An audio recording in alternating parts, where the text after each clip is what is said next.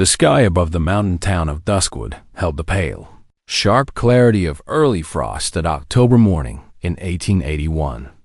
Dry leaves scraped across the courthouse steps where a handful of townspeople stood, shoulders hunched against the wind that carried whispers of winter down from the peaks. A wooden sign creaked on rusty hinges above the auctioneer's stand, and in front of it, Darius Kane adjusted the collar of his worn coat and stepped forward. He had arrived in Duskwood 3 weeks prior, carrying nothing but his blacksmith tools, a horse named Thunder, and enough savings to start fresh. The town needed a smithy, and Darius needed a place where his past couldn't follow. At 32, he carried himself with the quiet confidence of a man who had learned to depend on his own hands in judgment. His dark hair showed the first threads of silver, and his green eyes held the steady gaze of someone who had seen enough of the world to value simple, honest work. The auctioneer, a nervous man named Hawkins, cleared his throat and glanced uneasily at the gathered crowd. His voice carried across the autumn air with forced enthusiasm. Next up, the cabin and 12 acres on Bitter Creek Road. Includes a well and corral. Opening bid, 50 cents.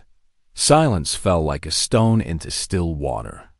Not the ordinary quiet of disinterest, but something heavier. Something that made the hair on the back of Darius's neck rise. He looked around at the faces surrounding him, shopkeepers, ranchers, women with shawls pulled tight. They weren't looking at the auctioneer or the papers in his hands. They were looking at something beyond the ridge, toward Bitter Creek Road, with expressions that spoke of old fear and older secrets. Darius raised a single-gloved hand. 50 cents. The words fell into the silence like pebbles into a deep well.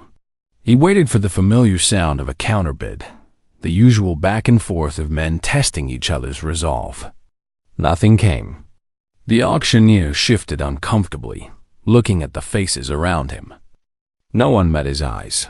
A tall man near the back, Marcus something or other, muttered under his breath to his wife. She shook her head sharply and pulled her shawl closer. An old woman named Willa Blaine, who ran the boarding house, stepped forward and tugged her weathered shawl close around her shoulders. She leaned toward Darius with a look that chilled him more than the mountain wind. "You don't want that place, son," she whispered, her voice like sandpaper on wood. "Trust me on this." Before Darius could ask what she meant, the gavel cracked like a rifle shot through the morning air. "Sold to the gentleman in the brown coat." Just like that, the crowd began to disperse. Too quickly, too quietly. Their footsteps hurried across the wooden planks, as if they couldn't get away fast enough. Darius took the folded deed from Hawkins's trembling hands, noting how the man's fingers shook as he passed over the papers. "Is there something I should know about this property?" Darius asked. Hawkins said nothing, just nodded once, curtly, then turned away and began packing his documents with unusual haste. Within minutes, the courthouse steps stood empty except for Darius and the echo of what felt like a warning he didn't understand. That afternoon, Darius mounted Thunder and rode toward his new property. The trail to the cabin was overgrown, choked with weeds and brambles that caught at his boots. Pine trees whispered overhead as the wind pushed through their branches like something searching, always searching. He passed a half-fallen fence and a rusted sign that read Bellamy in faded letters as he crested a small rise. The cabin came into view across a clearing that had once been maintained, but now lay wild with autumn grass. The structure stood hunched and weary at the far edge of the land, its logs darkened by years of rain and sun, the roof sagging in places, but still solid. The well was still there, the corral too, overrun with weeds, but with good bones underneath the neglect. Darius dismounted at the edge of the clearing and stood, for a long moment, studying his new home. Even accounting for the isolation and the obvious neglect, it was worth far more than 50 cents. The land was good, the water source reliable, and the cabin itself was built to last. So why had no one else bid? Why had the townspeople looked at him with something that felt uncomfortably close to pity? He approached the cabin slowly, his boots crunching on fallen leaves. The door stood slightly ajar, hanging crooked on leather hinges that had seen better days. Inside, dust motes danced in shafts of sunlight that filtered through grimy windows. The single room was empty, except for a rough-hewn table, a stone hearth blackened with old soot, and a layer of silence that seemed to coat everything like a shroud. Darius walked through the space methodically, testing floorboards with his boot, checking the walls for structural damage. Everything seemed sound, if neglected. But as he moved toward the back window, he heard a faint rustling sound from outside, near the barn that stood about 30 yards from the cabin. The barn door hung partially open, creaking in the breeze. Darius approached it slowly, one hand resting instinctively on the knife at his belt. Inside, shafts of golden afternoon light pierced through warped wooden slats, illuminating piles of old hay that had been there so long it had turned yellow and brittle. The air was thick with the smell of age and something else, something that made his stomach turn. The rustling came again, softer this time, like something trying very hard not to be heard. Darius stepped forward, his eyes adjusting to the dim interior. He began parting the hay with his boot, following the sound. What he found beneath that musty pile would haunt him for the rest of his days, and change the course of 2 lives forever. Beneath the hay, something pale caught the autumn light filtering through the barn slats. Darius dropped to his knees, his heart hammering as he pushed aside the yellowed straw with careful hands. What emerged from beneath that musty covering was something that would burn itself into his memory forever. A woman lay curled in the shadows, thin as a rail fence, her clothes little more than rags hanging from a frame that spoke of months, perhaps years of neglect. An iron shackle circled her ankle, connected by a heavy chain to a post driven deep into the barn's dirt floor. Her wrists bore the telltale marks of other restraints, old scars crossed with fresh bruises in shades of purple and yellow. She flinched away from the sudden light. From him, her hands trembling as she tried to cover herself with what remained of her torn dress. Her hair, once perhaps the color of wheat, hung in matted tangles filled with straw. But it was her eyes that struck him most wild with a fear so deep it had carved itself into the very bones of her face. No, not again," she gasped, her voice raw and broken, like someone who had screamed herself hoarse long ago. "Please, not again." Darius froze, his hands raised where she could see them, his heart breaking at the terror in her voice. "I'm not here to hurt you," he said as calmly as he could manage, though rage was building in his chest like a forest fire. "I swear it on my mother's grave." She didn't believe him. How could she? Her body curled tighter, making herself as small as possible, eyes darting between his face and the barn door like she was calculating whether she could somehow escape. But the chain that bound her ankle held her fast to the post, its links worn smooth by years of desperate pulling. "You're not him," she whispered, and there was something in those words that made Darius's blood run cold. "You're not the new one? I don't know who you mean," he said softly, settling back on his heels to make himself less threatening. "But I am getting you out of here. That's a promise." He unfastened his coat and held it out slowly, letting her see every movement. She shrank back but didn't scream. The coat was warm from his body, clean and whole, perhaps the first clean thing she'd seen in longer than she could remember. Darius pulled his water canteen from his belt and unscrewed the cap with deliberate care. "Drink," he said, holding it toward her.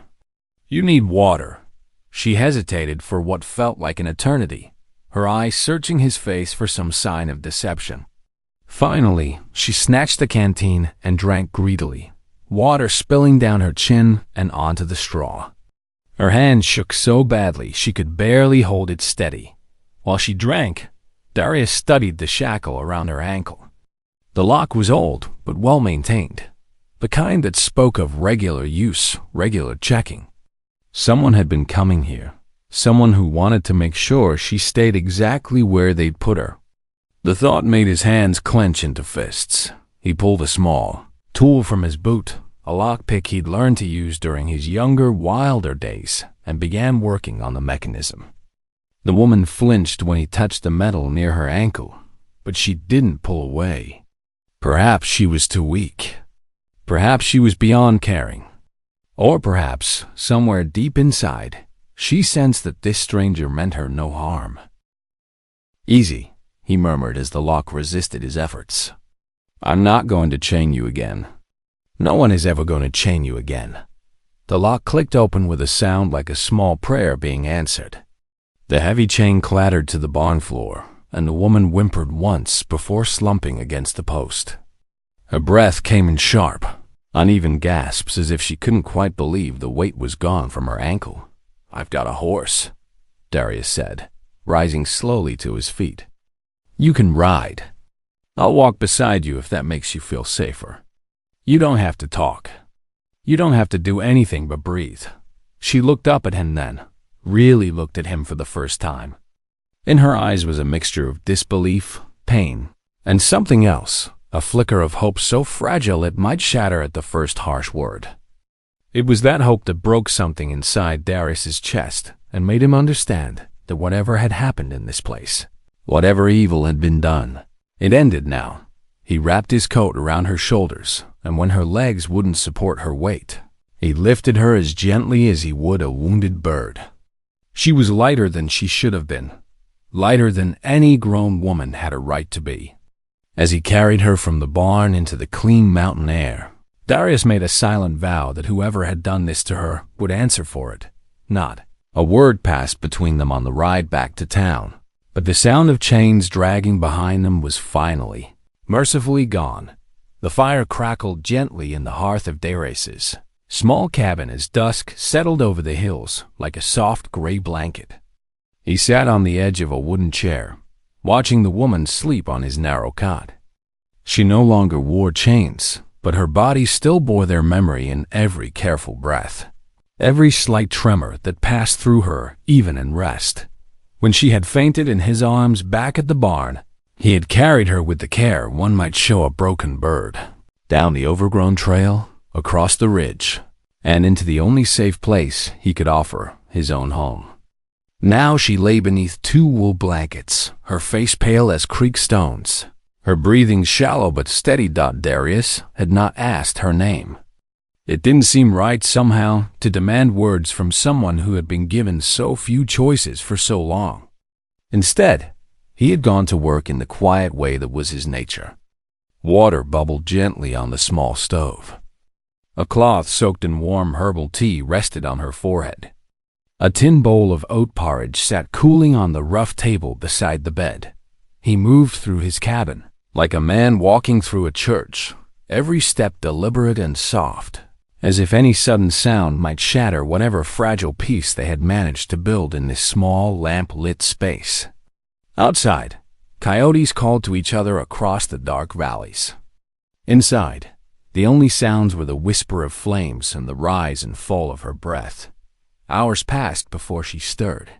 When consciousness finally found her, it came like a lightning strike. Her eyes shot open, wild and desperate, her body recoiling from the warmth of the blankets as if they burned her skin. "No, no, don't touch me," she gasped, scrambling backward until she hit the wall.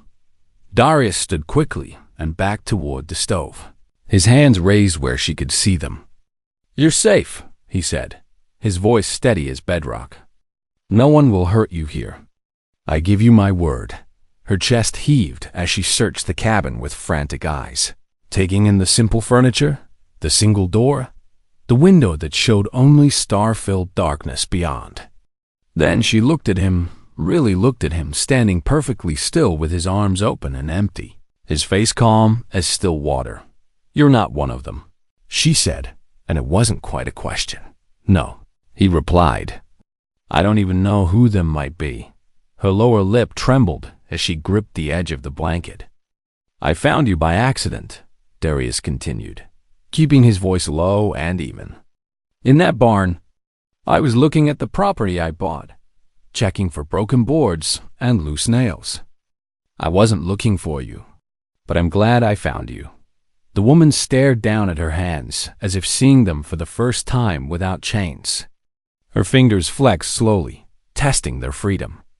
Then she looked at her ankle, bare now, except for the red marks where the shackle had rubbed the skin raw. "I made porridge," Darius offered, nodding toward the bowl on the table. "It's not much, but it's warm and clean."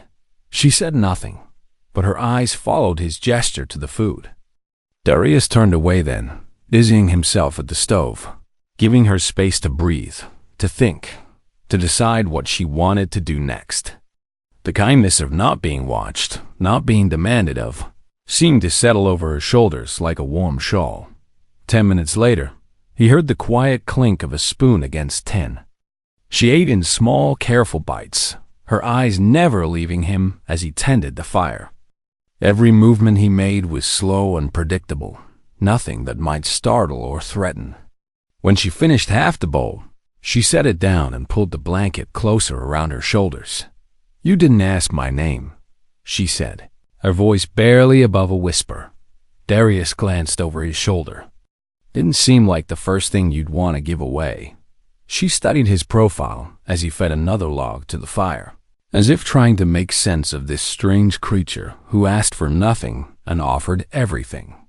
"Evelyn," she said finally. "My name is Evelyn Bellamy." The name Bellamy struck him like a bell. He'd seen it on the rusted sign near the property. But he only nodded. "I'm Darius." He offered her a small smile, and though her lips didn't move in return, something in her eyes softened, like ice beginning to thaw in the first warm days of spring by morning. She had moved from the cot to sit near the window, still wrapped in his coat, still wary as a deer at the forest's edge. But when he offered her breakfast, she accepted it without flinching.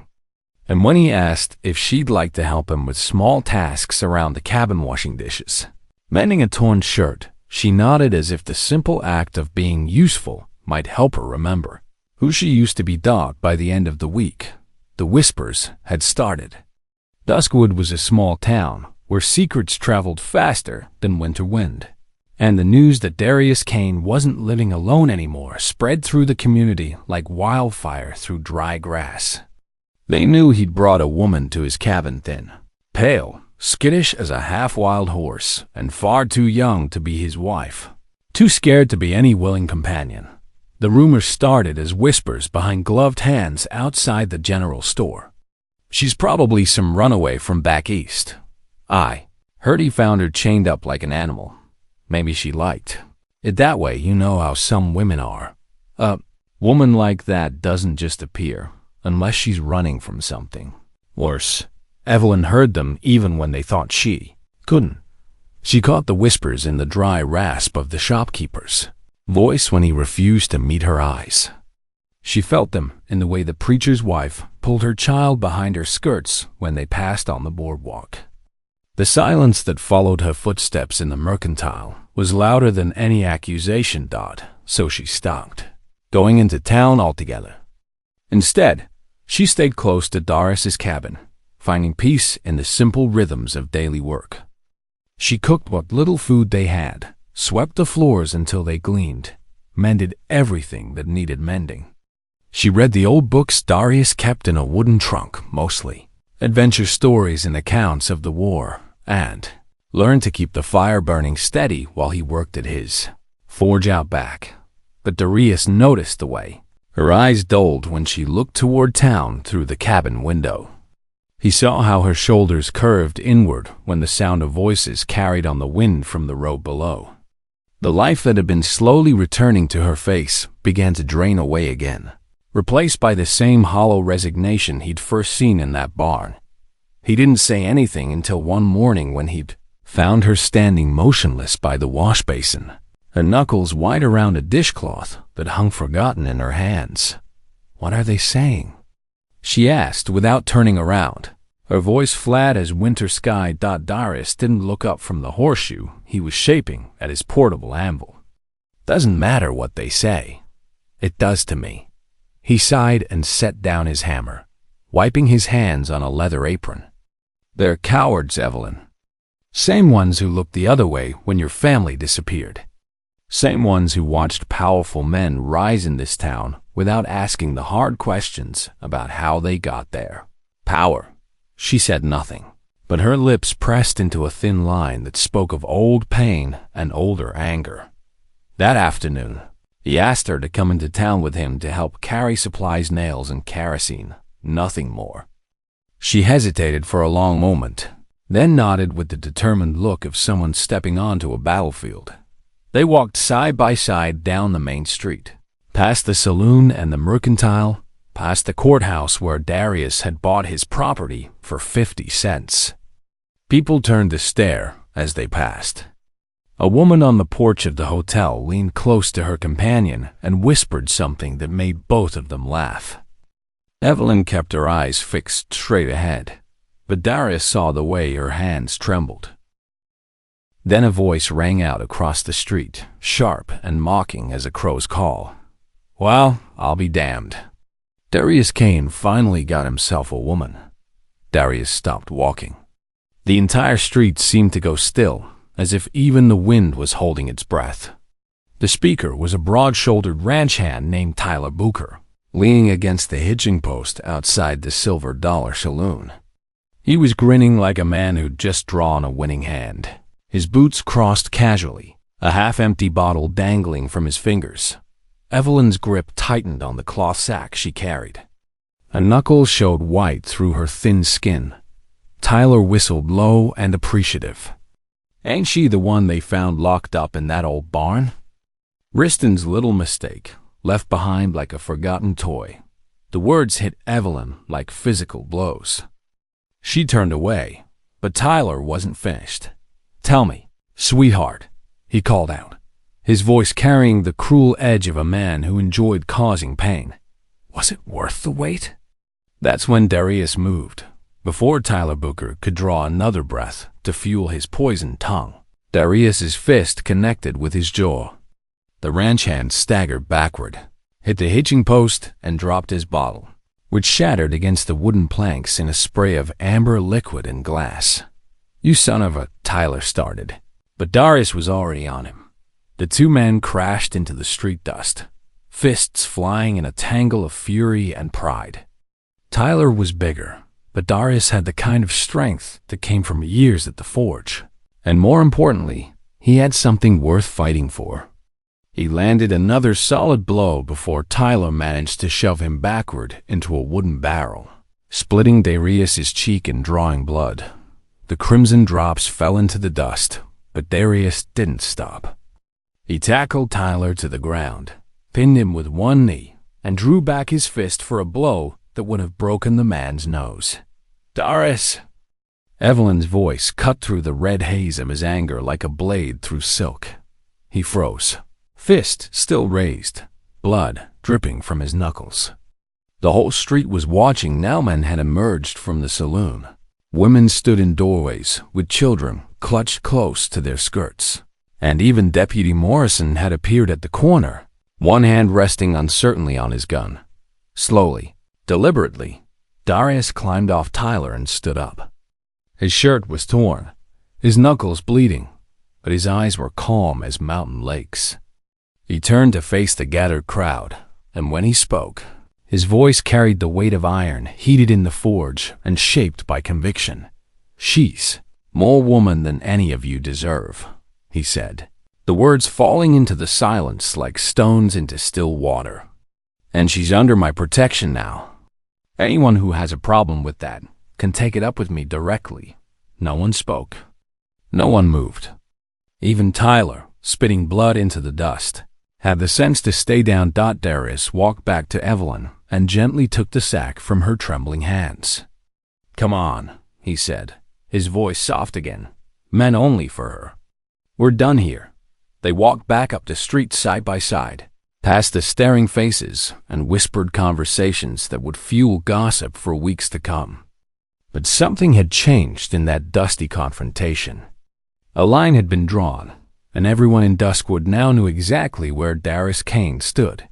That evening, Evelyn cleaned his wounds in the golden light of the oil lamp, her touch gentle but sure. She dabbed at the cut on his cheek with a damp cloth, her movements careful and precise. "Why did you fight him?"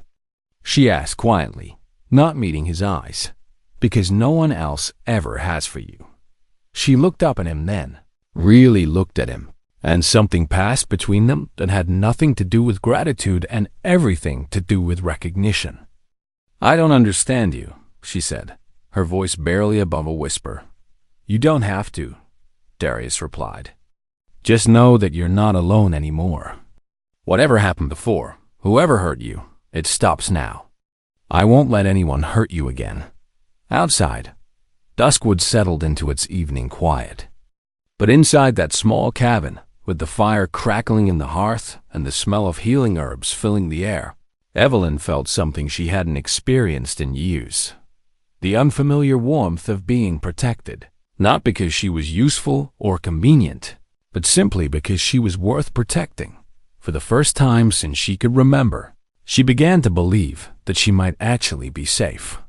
The air inside the old Bellamy cabin was colder than usual when Evelyn returned, there alone 3 days later. Darius had ridden into town for supplies, and something had called her back to this place where her life had been stolen. Not the dust or the silence, but the whisper of memories hidden beneath the floorboards and tucked away in corners where secrets could survive. She moved carefully through the single room, her bare feet silent on the warped wooden floor. Sunlight filtered through grimy windows, illuminating motes of dust that danced like ghosts in the still air. Her eyes searched the familiar space, the stone hearth where her mother had cooked their meals, the rough table where she'd learned to read, the spot near the back wall where her father used to sit and plan the next season's planting. Then she saw it. A floorboard near the corner, slightly raised, its edges worn differently than the others. Not enough to trip over, but enough to notice if you knew what to look for. If you had helped your father hide the family's important papers there, during the uncertain times before everything went wrong. Evelyn knelt and ran her fingers along the edge of the board. The wood felt warm, almost alive with memory. She found a loose nail nearby and used it to pry at the corners. The old wood resisted at first, then gave way with a hollow groan that echoed through the empty cabin.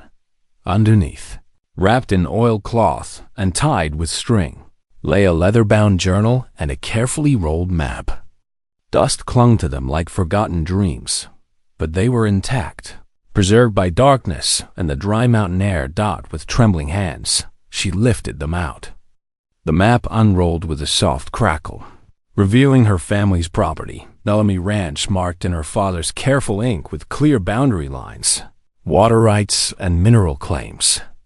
But a second set of lines had been drawn over the first in red ink, showing different boundaries, different ownership. One name was scrolled in the margin, Mayor Charles Riston. Her heart began to pound as she opened the journal. The handwriting was her own, younger and more hopeful than she remembered being. The last entry was dated just 3 days before she had vanished from the world. "He says he loves me, says we'll marry come spring, but he wants the land deed signed over to him first. Says it's just a formality, but something feels wrong. Mama's been getting sicker since his doctors started visiting. I don't know who to trust anymore." The pages fluttered as her hand shook. She flipped backward through the entries, reading her own voice from years ago, watching her hope turn to confusion, then to fear. "Today I saw papers in Charles's office. Mama's signature, but I know she didn't sign them. She's been too weak to hold a pen for weeks. When I asked him about it, he said I was imagining things. That grief was making me see problems where none existed. The new doctor says I'm hysterical, that I need rest and quiet. But I never asked for a doctor. Charles arranged it all. Says he's worried about my mental state, but I found the commitment papers. My own name on them, ready to be signed. I'm going to hide these papers. If something happens to me, someone needs to know the truth. Charles Riston isn't the man I thought he was. He's not trying to help our family. He's trying to erase us." Evelyn's vision blurred with tears of rage and recognition. She remembered now the gradual isolation, the way friends had stopped visiting, how the town doctor had started asking strange questions about her emotional state. Riston had been methodical, patient, weaving a web so carefully that by the time she realized what was happening, escape was already impossible. She stood slowly, the journal clutched to her chest like armor against old lies. Then she noticed something else tucked beneath a loose board near the hearth, a bundle of letters tied with faded ribbon. Her engagement letters from Charles, full of promises and protestations of love. "My dearest Evelyn, the future belongs to us. Your land, your name, your very soul, all will be safe in my hands. Trust me as you would trust your own father." The lies burned worse than any physical pain she had endured in that barn. He had stolen everything, her property, her name, her very existence, and made the whole town believe it was her choice. When Darius found her there an hour later, she was sitting in the center of the cabin floor, surrounded by papers and evidence, the journal open in her lap. Sunlight slanted through the windows, catching the tears on her cheeks and making them shine like silver. "I found everything," she whispered as he knelt beside her. "The proof, the lies, all of it." Darius picked up one of the letters, read it, and his jaw tightened until the muscles stood out like iron cables. "We need to get this to the sheriff." "The sheriff works for him," Evelyn said flatly. "They all do. Charles Riston owns this town, Darius. He has for years. Then we take it to the territorial governor. Or the federal marshal. No." Her voice was quiet but steady as mountain stone. "We make him come to us." Outside, a twig snapped in the forest. Then another. Darius's head came up, his hand moving instinctively toward his gun. The sound of hoofbeats came through the trees, soft, careful, like someone trying not to be heard. "Get down," he said sharply, pulling Evelyn behind the old table. A gunshot shattered the afternoon quiet. Wood splintered above their heads. Darius drew his revolver and fired once toward the tree line, but the rider was already gone, galloping back toward town with a message for whoever had sent him.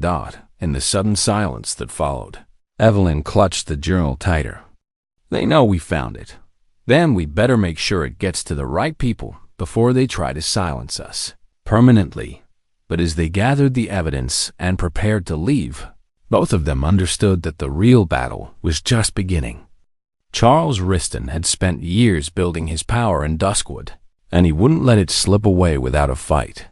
The courthouse in Duskwood had never seen a crowd like the one that gathered on that crisp November morning. Word had spread through the territory like wildfire.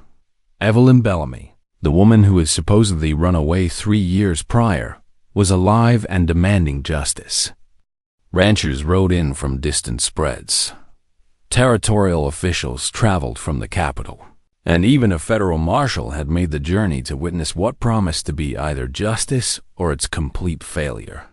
Evelyn stood at the back of the packed room, wearing a simple blue dress that Darius had bought for her in the next town over. Her hair was clean and pinned back properly, her face pale but determined.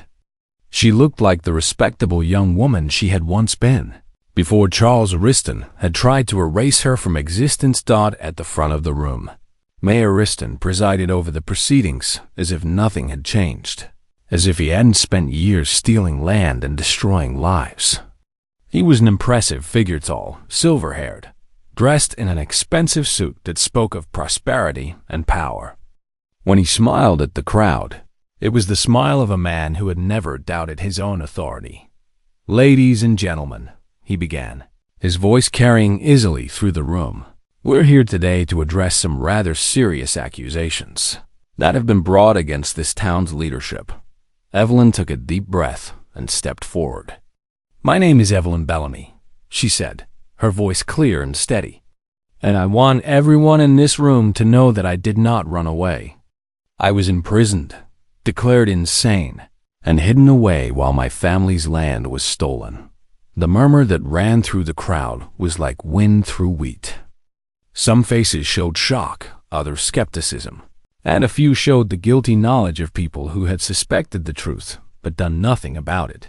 From her bag, Evelyn pulled out the journal, the forged documents, and the bundle of letters. "I have proof," she said, holding them up where everyone could see. Documentation showing how Mayor Riston systematically falsified land deeds, bribed doctors to declare me mentally unfit, and arranged for my disappearance when I threatened to expose his crimes. Riston's composure never wavered, but something cold flickered in his eyes. "Miss Bellamy," he said smoothly, "I'm glad to see you're alive and well. However, these accusations are clearly the product of a troubled mind. Everyone knows you suffered a nervous breakdown after your mother's death. The only thing that broke was my trust in you," Evelyn replied. She opened the journal and began to read. "Today, I found Mama's signature on documents she never signed. Charles says I'm imagining things, but I know my own mother's handwriting." She continued reading entry after entry, her voice growing stronger with each revelation. The crowd listened in growing horror as the scope of Riston's deception became clear. Forged signatures, bribed officials, fraudulent medical reports, a web of corruption that had taken years to weave. When she finished, Riston stepped down from his podium. His face was calm, but there was something dangerous in his bearing now.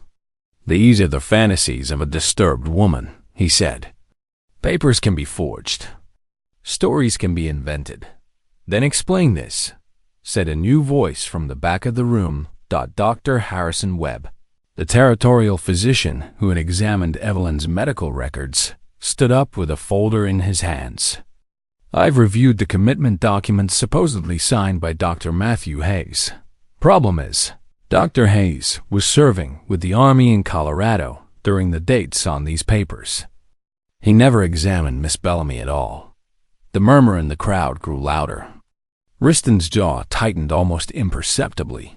"Furthermore," Dr. Webb continued, "the signatures on the land transfer documents don't match any known samples of Mrs. Bellamy's handwriting. They're crude forgeries." Now Riston's mask began to slip. "You people don't understand," he said, his voice rising. "This town was nothing when I took charge. Nothing but mud and failed dreams. I built something here. I brought prosperity, order, civilization. You brought theft and lies," Evelyn said quietly. "And you destroyed innocent people to cover your crimes." "Innocent?" Riston laughed, and the sound was like breaking glass. "Your father was a drunk who couldn't manage his own affairs. Your mother was a weak woman who died because she was too feeble to live. And you were an obstacle to progress." The words hung in the air like poison, and in that moment, Charles Riston revealed exactly who he had always been underneath the polished exterior. "So you had me, locked away like an animal," Evelyn said, her voice steady despite the pain in her eyes. "You chained me in a barn and left me to die slowly, all for a piece of land. I did what was necessary for the good of this community." That's when Darius stood up from where he'd been sitting near the side wall. His face was calm, but his green eyes burned with controlled fury. "The good of the community?" he said, his voice carrying the ring of heated iron. "Or the good of your bank account?" Riston turned toward him with undisguised hatred. "And who are you to judge, Blacksmith? A drifter who bought stolen property and found damaged goods in the bargain." The words were meant to wound, but they only strengthened Darius's resolve. "I'm the man who's going to make sure you answer for what you've done." The federal marshal, a weathered man named Tom Bradley, stepped forward. "I've heard enough testimony to warrant a full investigation," he announced. "Mayor Riston, you're under arrest for fraud, theft, falsification of documents, and unlawful imprisonment." Riston's hand moved toward his coat. "I don't think so, Marshal." The gun appeared in his hand as if by magic, the same way all his other tricks had materialized over the years. But this time, There was nowhere to hide, no lies left to tell. "Nobody move," he snarled, backing toward the courthouse door. "I built this town from nothing, and I'll be damned if I let some broken woman and her pet blacksmith destroy it." "Charles, stop," Evelyn said, stepping forward despite the weapon pointed in her direction. "It's over. Everyone knows the truth now." "The truth?" His laughter was wild now, desperate. "The truth is that I loved you once. Really loved you. But you couldn't leave well enough alone, could you? Had to keep asking questions, keep digging." "You never loved me," Evelyn replied, her voice sad but certain. "You loved what I represented. Land, money, respectability. But you never saw me as anything more than an obstacle to remove." The gun wavered in Riston's hand. For a moment, something human flickered in his eyes. Regret, perhaps, or the shadow of the man he might have been in different circumstances. Then the moment passed, and his face hardened again. "If I can't have this town, no one can." He pulled the trigger. The shot rang out like thunder in the confined space, but Evelyn didn't fall. Darius did. He had thrown himself between them at the last second, taking the bullet meant for her. Blood bloomed across his white shirt as he collapsed forward onto the wooden floor. "No!" Evelyn dropped to her knees beside him, her hands pressing against the wound in his shoulder. Around them, chaos erupted as men tackled Riston and women screamed. But all she could see was Darius's face, pale but conscious, his green eyes fixed on hers. "You idiot," she whispered, tears streaming down her cheeks. "Why did you do that?" His voice was weak but steady. "Because I'd rather take a bullet than watch you take one." The doctor pushed through the crowd, and willing hands lifted Darius onto a makeshift stretcher. As they carried him toward the door, Evelyn walked beside him, one hand gripping his, afraid to let go. Behind them, Charles Riston sat in shackles. His empire of lies finally crumbled to dust. But Evelyn barely spared him a glance. All that mattered now was the man who had chosen to stand between her and harm, asking nothing in return but the chance to keep her safe. 3 months had passed since the gunshot in the courthouse, since the trial that had sent Charles Riston to territorial prison for 20 years, since Darius had spent 2 weeks hovering between consciousness and fever while Evelyn sat by his bedside and refused to leave. Now spring was coming to the mountains around Duskwood, and the cabin that had once stood as a monument to secrets and suffering had been transformed into something else entirely. Sunlight streamed through clean windows onto polished floors. The smell of fresh bread and wildflowers had replaced the scent of dust and fear. Laughter echoed from the kitchen where Evelyn was, teaching a young woman named Sarah how to make proper biscuits. Sarah was the third woman to find her way to what the townspeople had begun, calling the Bellamy house a place where women who had nowhere else to go could find shelter, safety, and the time to heal. The first had been Martha, a widow whose brother-in-law had been trying to steal her farm. The second was Claire, barely 17, who had run away from a husband 3 times her age. Now there was Sarah, whose husband had decided his fists were an acceptable way to end arguments. Darius still worked his forge, but now it stood just beyond an orchard where Evelyn had planted apple trees and lilacs, her mother's favorite flowers. The ring of his hammer on steel had become a comforting sound, a promise that someone strong and steady was always nearby. "Miss Evelyn?" Sarah's voice pulled her from her thoughts. "I think the biscuits are burning." Evelyn laughed and hurried to rescue their breakfast, sliding the golden biscuits from the oven just in time. As she set them on the table, she caught sight of Darius through the window. He was shoeing a horse for one of the local ranchers, his movements sure and economical, despite the stiffness that still plagued his left shoulder on cold mornings. That evening, after Sarah had gone to bed and the last of the day's visitors had departed, Evelyn and Darius sat on the porch swing he had built, watching the stars appear one by one over the valley. The silence between them was comfortable, full of shared understanding rather than the desperate quiet of people afraid to speak. Mrs. Patterson brought her daughter by today, Evelyn said, her head resting against his good shoulder. Wants to know if we consider taking in unwed mothers as well as wives running from bad situations. What did you tell her? That we'd discuss it. She smiled up at him. This place is growing faster than I expected. Good problems to have, Darius said, pressing a kiss to the top of her head. Your father would be proud of what you've built here. What we've built, she corrected. I couldn't have done any of this without you. He was quiet for a moment, his arm tightening around her. Sometimes I wonder what would have happened if I hadn't decided to bid on that property. If someone else had bought it, or if the land had just sat empty. Evelyn shivered, not from cold, but from the memory of those dark years when she had believed she would die forgotten in that barn. I try not to think about that. What matters is that you did buy it. You found me. You chose to help when you could have just as easily walked away. Walking away was never an option, he said simply.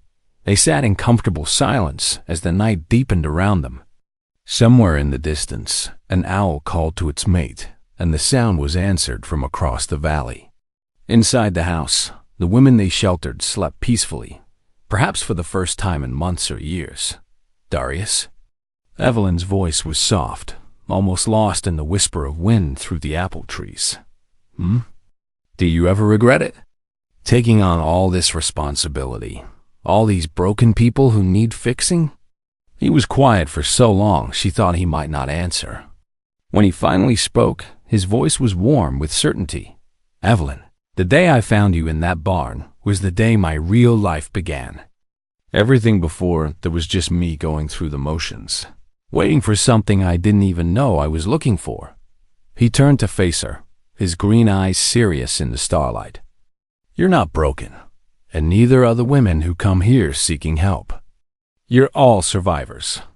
And if I can play a small part in helping survivors become whole again, then I can't think of a better way to spend whatever years I have left. Tears pricked at the corners of her eyes, but they were good tears, born of gratitude and wonder rather than grief. I love you, she whispered, the words still feeling new and precious on her tongue. And I love you, he replied, kissing her forehead, her cheek, finally her lips. More than I ever thought possible. A year later, they were married in the same courthouse where Evelyn had faced down her tormentor. The whole town came to witness the ceremony, including many of the same people who had once whispered cruel things about the broken woman Darius had brought home. Judge Morrison, who had presided over Riston's trial, performed the service, and when he pronounced them husband and wife, the cheer that went up could be heard clear across the valley. But the real celebration happened back at the Bellamy house, where Martha and Claire and Sarah and 6 other women who had found sanctuary there prepared a feast fit for royalty. As the sun set over the mountains and lanterns were lit throughout the orchard, Evelyn looked around at the faces of the people she had come to think of as family, not born of blood, but chosen through love and shared struggle. What are you thinking about? Darius asked, coming up behind her and wrapping his arms around her waist. About that sign you carved over the door, she said, leaning back against his chest. About how this place really did become what you wrote there. For women who deserve to be heard, not hidden. It's more than that now, he murmured into her hair. It's home, and it was. Not just the building where they slept and worked and laughed together, but the life they had built from the ashes of cruelty and neglect. A place where healing was possible, where the past didn't have to define the future, where love could grow even in the hardest soil dot in the distance. A child's laughter rang out little Emma, the daughter of one of their newest residents, chasing fireflies between the apple trees. The sound was pure joy, untainted by fear or sorrow, and it carried on the evening breeze like a promise of better days to come. Evelyn closed her eyes and listened to that laughter, to the gentle murmur of women's voices sharing stories and dreams. to the steady heartbeat of the man who had chosen to love her when she had believed herself unlovable. This was what happiness sounded like, she realized. Not the absence of pain, but the presence of hope. As the stars appeared one by one over the valley, Evelyn and Darius stood together in the place that had once been a prison and was now a sanctuary, surrounded by the family they had created from strangers and survivors. And in that moment, wrapped in love and starlight, they knew that some stories, even those that begin with chains and darkness, can have endings bright enough to light the way for others lost in their own shadows. The tale of the man who bought a cabin for 50 cents and found a shackled bride beneath the hay had become something larger than either of them had imagined. A story of redemption, of justice, of the kind of love that doesn't just save one person but creates a place where healing can happen for anyone brave enough to seek it. And in the years that followed, when people spoke of the Bellamy house and the couple who ran it, they would say it was a place where miracles happened every day, not the dramatic kind that make headlines, but the quiet kind that happen when someone who has been lost finds their way home.